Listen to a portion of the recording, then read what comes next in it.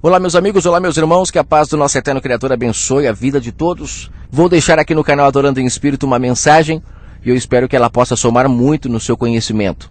Que você possa, através dessa mensagem, abrir o seu entendimento para as coisas do alto e com isso a sua mente ir se destravando, ela ir se limpando. Acredito que se você parou para ouvir essa mensagem é porque você está a fim de limpar a sua casa, né? Como na parábola da dracma perdida, quando o Messias fala da mulher que perdeu a sua dracma e ela começa a varrer a casa para encontrar.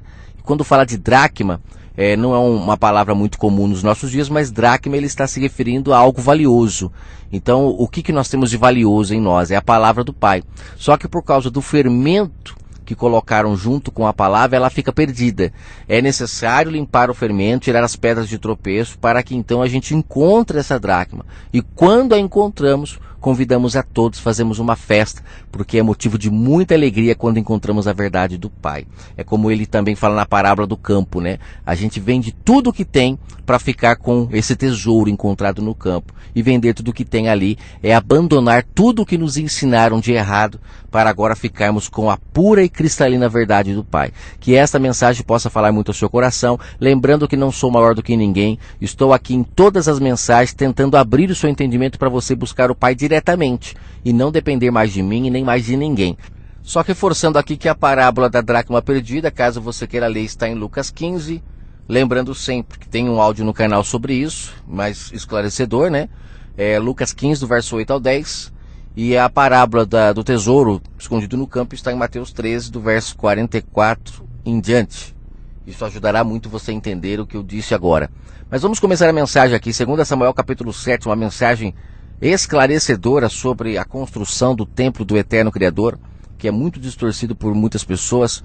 Ela vem muito fermentada e eu creio que através dessa mensagem você tirará todas as suas dúvidas. A passagem de 2 Samuel capítulo 7, aqui é descrito o momento em que Davi ele anseia em construir um templo para o eterno Criador do universo. E aqui o profeta Natã, ele o proíbe de fazer isso. O profeta Natã, de primeiro momento, ele aceita, né, que Davi fizesse aquilo que estava em seu coração. E logo na sequência, o pai vem e chama a atenção do profeta Natã, dizendo que não era para deixar Davi construir templo algum. Inclusive, logo no comecinho do contexto, você já vê Davi falando para o profeta Natã, no verso 2, eis que mora em uma casa de cedro, ou seja, uma casa, vamos dizer assim, luxuosa, né? Mas a arca do Deus Altíssimo, ela mora dentro de cortinas, ou seja, era o tabernáculo, a tenda, né? Então você vê que o pai, né, na velha aliança, ele morava dentro da arca porque ele não habitava o ser humano. Então as pessoas, elas ficavam dependentes de ouvir a voz do pai através do sacerdote, que era um homem chamado, que tinha autorização para ir lá ouvir a voz do pai dentro do tabernáculo e trazer a informação para o povo. Só abrindo um parêntese rapidinho, por que o pai na velha aliança não habitava o ser humano? Lembre-se que no Éden o homem perdeu o contato com o pai porque ele caiu para a carne, ele se tornou carnal. Então ele não tinha contato com o pai. Então o pai, através de Abraão, ele escolhendo ali um povo na terra para se comunicar com ele se comunicava de fora para dentro. E isso durante um tempo, até o madeiro. Após o madeiro, acabou.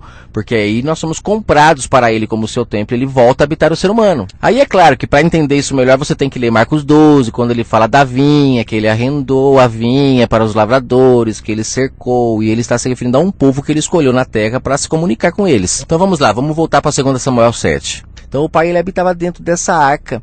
A arca essa que na nova aliança foi transferida para dentro do ser humano, não está mais fora. Então se você vê algum local que tem uma arca ali, dentro de um templo, alguma coisa, eles estão muito atrasados, não renovaram o entendimento, não aceitaram o sacrifício do Messias, porque a arca, ela está agora dentro do ser humano, e eu vou provar para você, tem as passagens todas para deixar isso muito claro, para não ter dúvida alguma.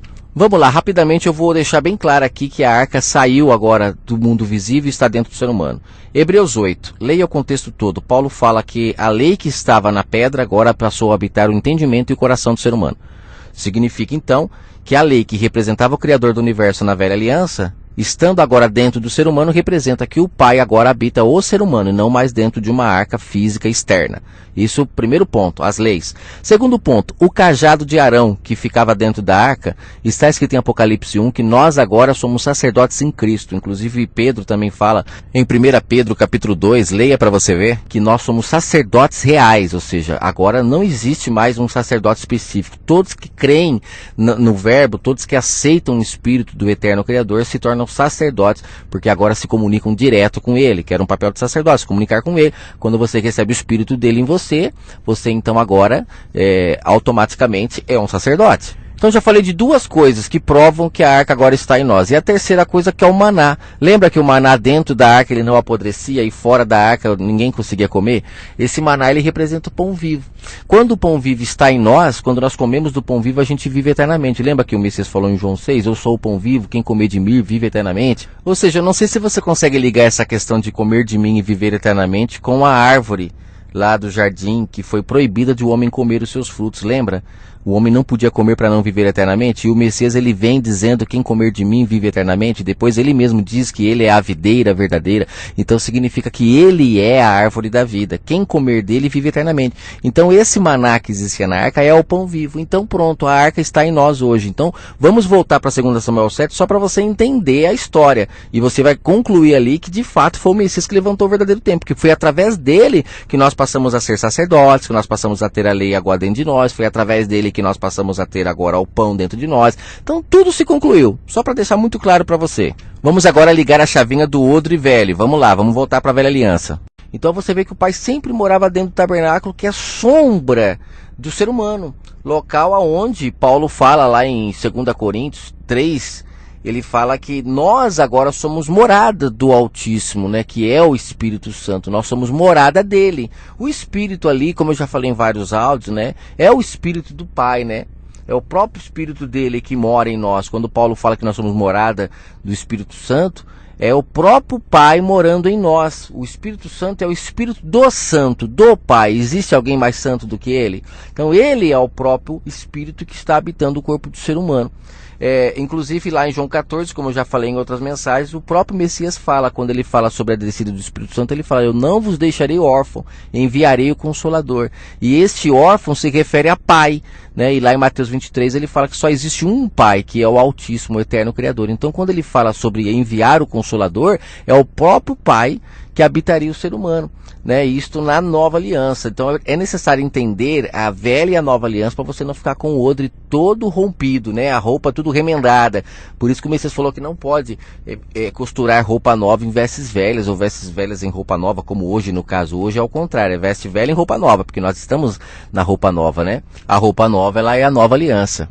Mas é o que o sistema faz muito, eles trazem as mensagens de forma muito corrompida, muito remendada, e aí o que fica remendado? A mente das pessoas. Elas não conseguem fazer a separação entre a velha aliança e a nova aliança. Momento onde o Pai habitava dentro de um tabernáculo, na velha aliança, dependia de homens para falar por ele, porque ele não falava com o povo, né? O seu espírito não estava ainda derramado sobre toda a carne, a profecia do profeta Joel não havia se cumprido ainda, Joel capítulo 2, só que Pedro, lá em Atos, no capítulo 2, ele deixa claro que a profecia do profeta Joel havia se cumprido em Atos, onde o espírito seria derramado sobre toda a carne. Então, a partir daí, essa questão de arca, essa questão de um local para o Pai habitar, que não seja o ser humano, não existe mais. Não existe mais. Porque o Espírito do Pai, na nova aliança, foi derramado sobre toda a carne.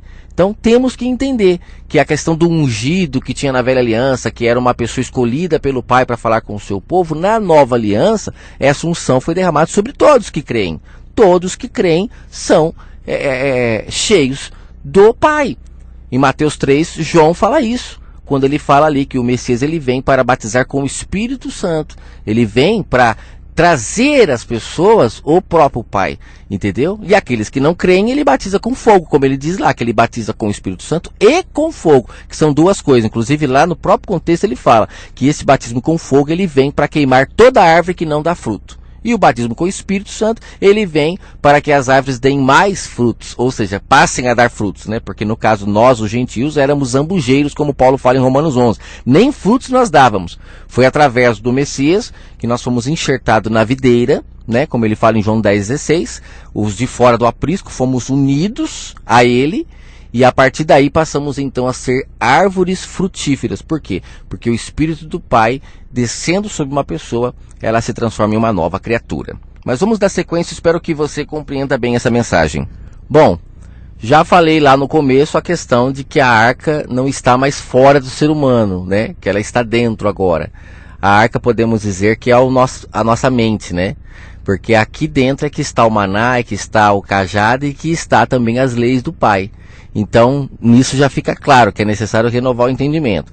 Mas eu quero deixar claro ali que o profeta, quando o pai chama ele para alertar Davi que não era para ele construir templo nenhum, o profeta, ele fala que quem levantaria o templo verdadeiro é o Messias. E eu já deixei claro isso já. Porque foi o Messias que trouxe para nós esse privilégio de sermos morada do Altíssimo, como Paulo fala no livro de Coríntios, né? Foi ele que trouxe para nós o privilégio de sermos sacerdotes, de comermos do seu pão, coisa que Salomão não fez nada disso, gente. Então vamos acordar e vamos parar de ficar negando o sacrifício do Messias, né? Querendo tampar o sol com a peneira, porque o texto é muito claro. Então aqui, ó, só lembrando que o verso 5 de 2 Samuel 7 fala que o Criador manda dizer para Davi que ele nunca havia pedido para ninguém construir casa nenhuma para a habitação dele. Aí ele fala no verso 6, porque em casa nenhuma eu habitei desde o dia em que fiz subir os filhos de Israel do Egito até o dia de hoje.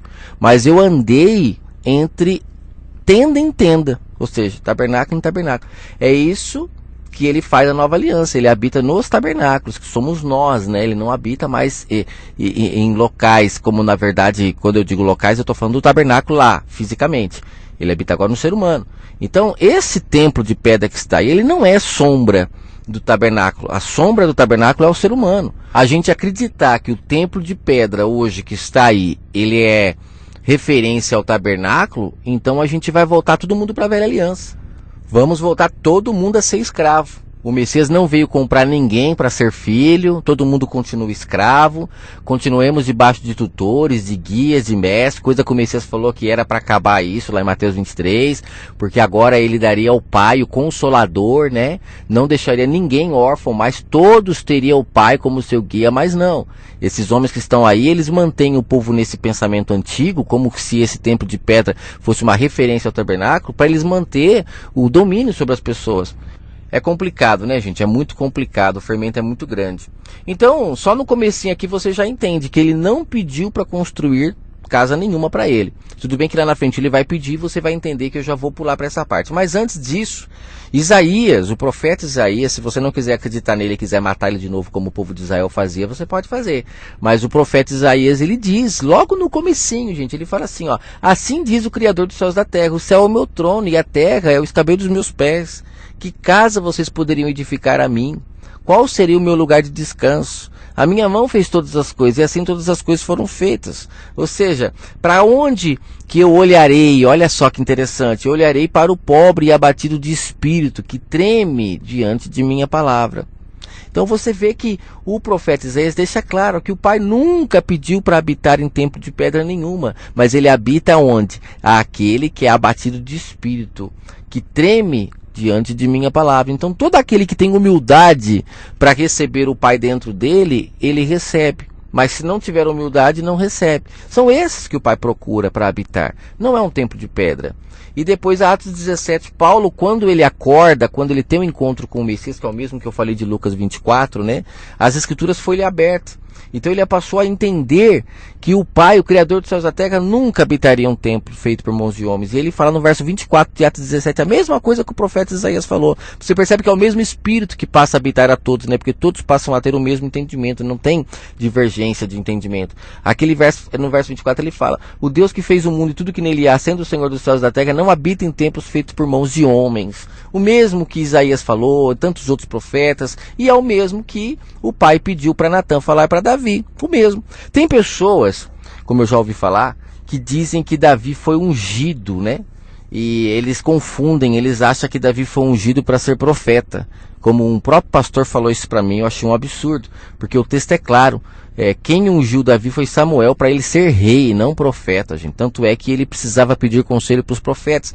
Então, como assim? se ele tinha contato direto com o Pai, porque ele era um ungido que recebeu o Espírito, que a unção na velha aliança ela representava isso, né? O óleo, a presença do Espírito do Pai na pessoa. Eles precisavam ver para crer, então tinha que ser feito com óleo físico. Na nova aliança não, o Espírito do Pai é derramado sobre qualquer um que crê. Não tem mais necessidade de nada visível para isso acontecer.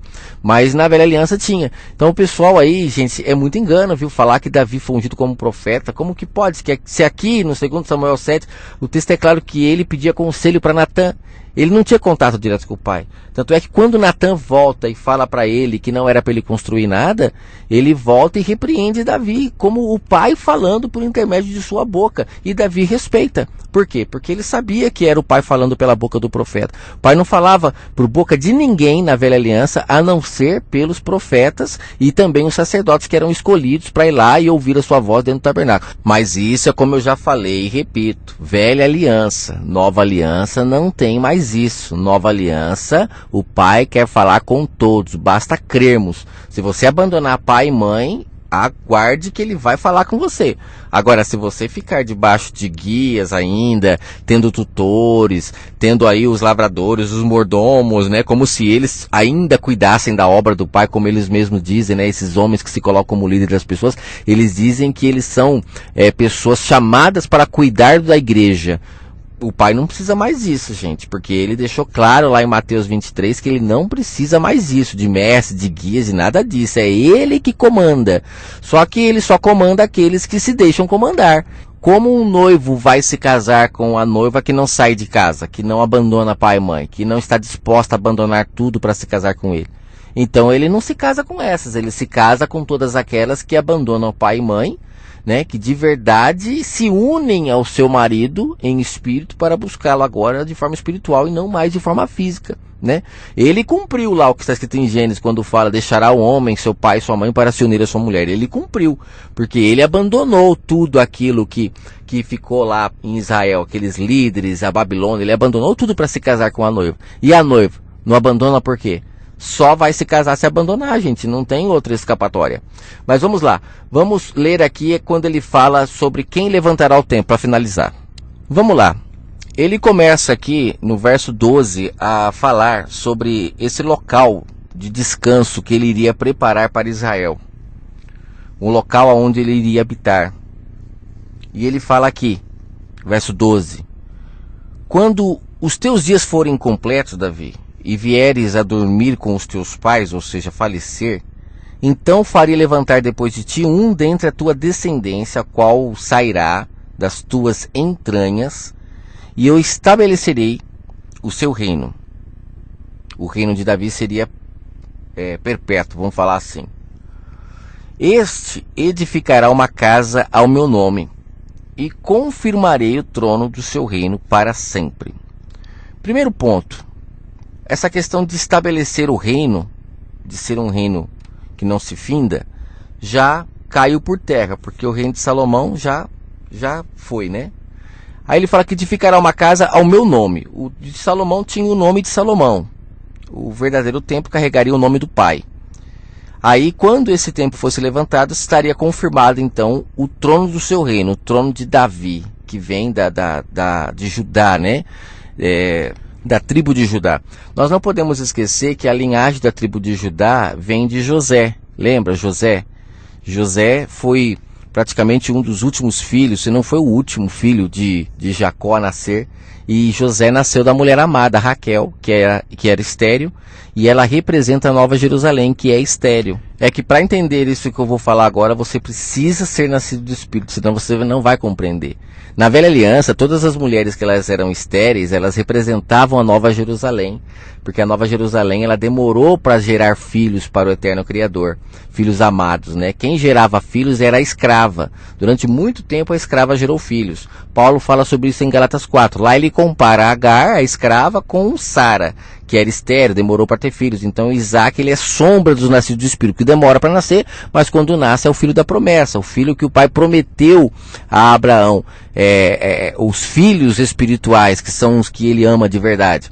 Então, ao mesmo tempo, a Raquel também é o mesmo caso. Você vê que Jacó ele se relacionava com as escravas e ele tinha muitos filhos, mas com Raquel, a que ele amava, igual o caso de Abraão, ele não gerava filhos porque ela era estéril. As outras mulheres zombavam dela, né? Só que quando nasce o filho, esse filho é o mais amado, aí os outros ficam enciumados. Não é o que acontece? O povo todo que ainda é filho da escrava, quando eles veem o nascido do Espírito, eles ficam bravos, eles ficam irados, eles ficam querendo fazer igualzinho os irmãos de José fizeram com ele. Eles ficam querendo vender ele, fazer qualquer coisa. Por quê? Porque não aceita que uma pessoa nascida do Espírito esteja mais próximo do pai do que eles. E é assim. José não estava mais próximo de Jacó? É a sombra clara e perfeita. Aí depois eles vão lá e vendem José para o Egito. No caso, você vê o Messias não foi isso que fizeram com ele, não venderam ele, sabe? Ele depois não foi dado para nós, os gentios, e agora aqui ele está nos alimentando. Então, tudo é uma sombra, só que se você não entender, fica difícil de você compreender as escrituras.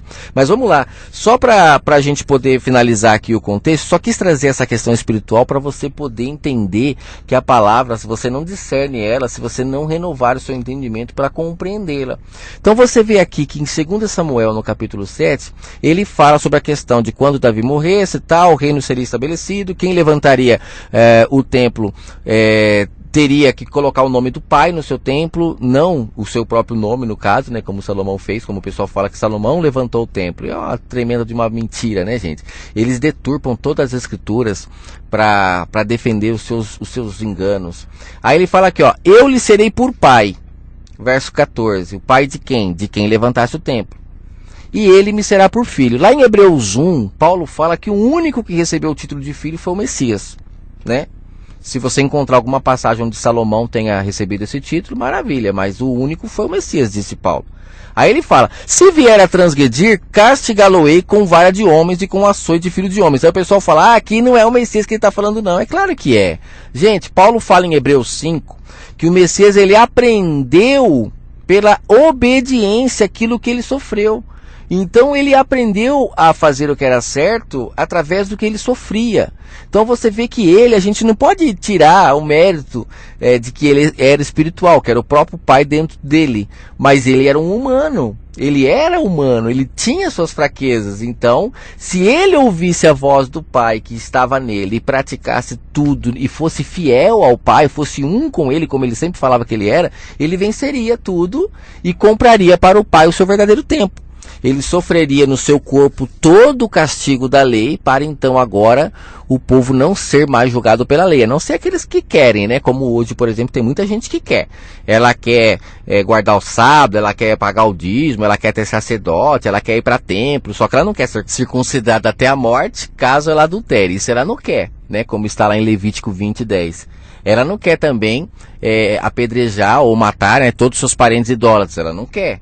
Ela não quer, por exemplo, ser apedrejada por usar roupa com os tecidos mistos, né? Que aqui é sombra, roupa com tecido misto, é aquilo que o Messias falou lá no capítulo 9 de Mateus, quando ele fala de remendar pano novo em vestes velhas. Se você fizer isso, vai ficar mista a roupa, não vai? Então o povo não podia usar roupa com tecido misto na velha aliança, porque era uma sombra disso que o próprio Messias falou depois. Só que quem ainda quer viver na velha aliança, se usar roupa com tecido misto fisicamente, você é apedrejado, ó, Deuteronômio 22:11.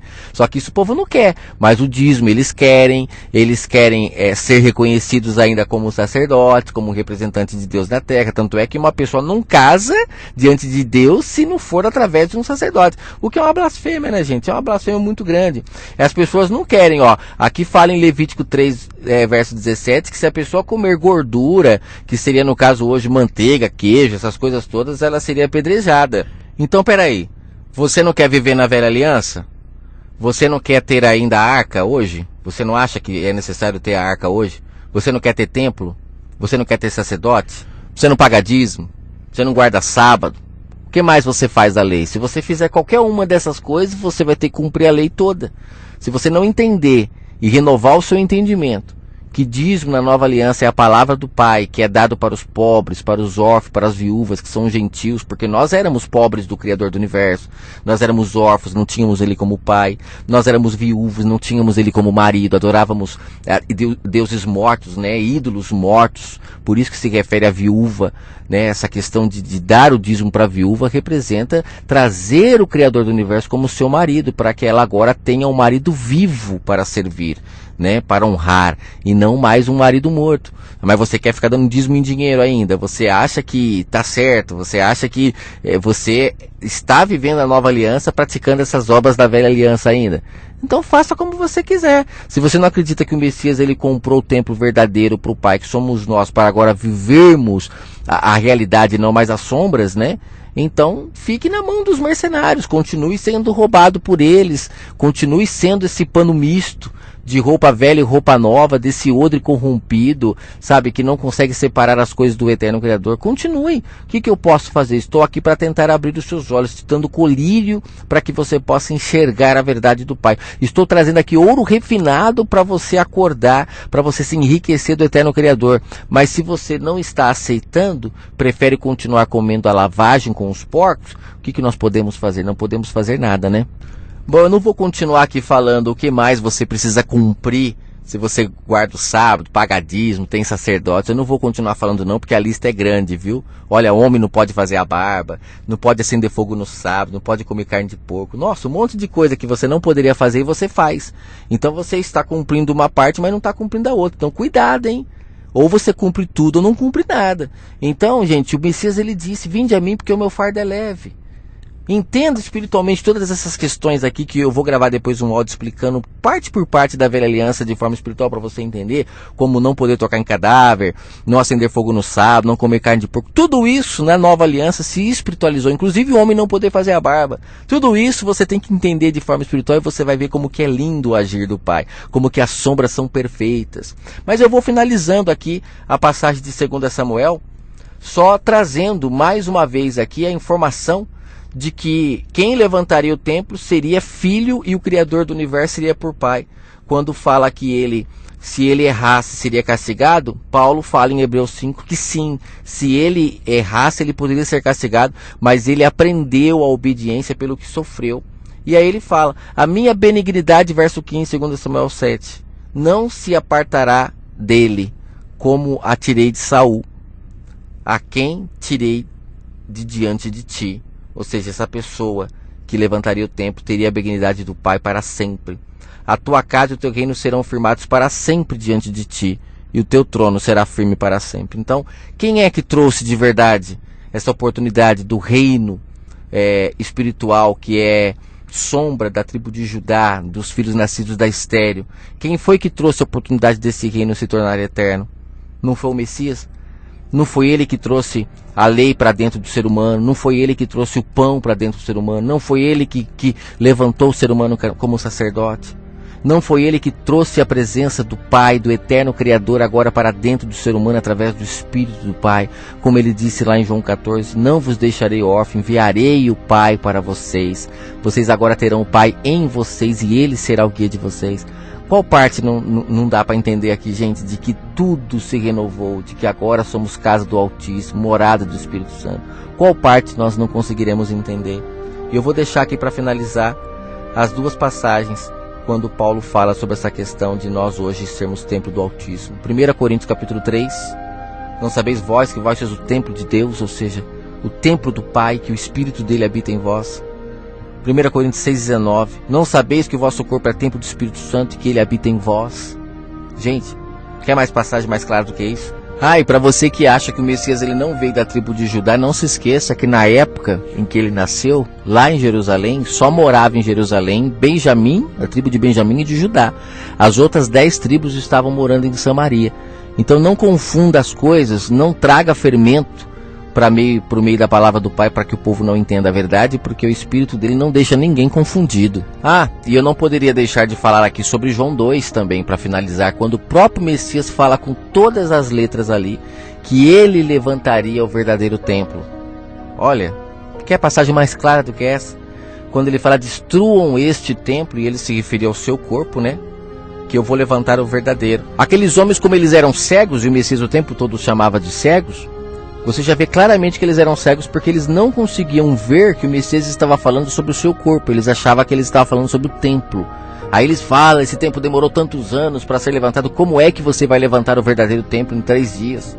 E você vê que ali está claro quando ele fala que eu levantarei o verdadeiro templo em 3 dias. E o verdadeiro templo somos nós, que fomos agora comprados para ser morada do Altíssimo, aonde não temos mais guias, não temos mais lavradores, não temos mais mordomos, não somos mais escravos, passamos a ser filhos agora, esposa. Acabou, gente, desde o madeiro. Pena que esses homens, eles fecham o reino do Pai ao povo, como o Messias fala em Lucas 16, mas o Messias deixou lá uma chave de entendimento maravilhosa em Lucas 16. Quem não empregar força não entra no reino. Você que ouviu esse áudio já entendeu, né? O reino do Pai está fechado ao ser humano desde o madeiro. Aqueles homens não aceitaram que o véu se rasgou e que eles perderam a mordomia deles.